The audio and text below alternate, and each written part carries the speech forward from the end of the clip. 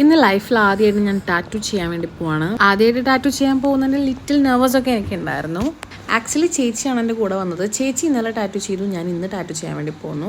ഞാനൊരു കുഞ്ഞു ടൂലിപ്പ് അടിക്കണം എന്ന് വിചാരിച്ചിട്ടാണ് പോയത്. അപ്പോൾ ചേട്ടൻ പറഞ്ഞു കുറച്ചും കൂടി വീതി ഉള്ളതുകൊണ്ട് കൈക്ക് ഈ 2 ടൂലിപ്പ് അടിക്കാമെന്ന്. പക്ഷെ അമ്മ സമ്മതിച്ചില്ല. അങ്ങനെ ഫൈനലി ഒരെണ്ണം ആയിട്ട് അടിച്ചു.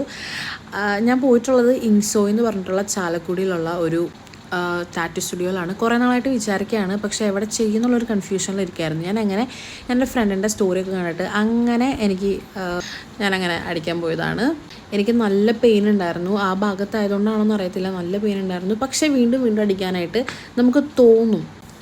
ഇത് ഒരു ടൂലിപ്പാണ്, കുറച്ച് ഡീപ്പ് മീനിങ് ഒക്കെ ഇതിനുണ്ട്. പിന്നെ ഞാൻ അങ്ങോട്ട് ഷോ തുടങ്ങി.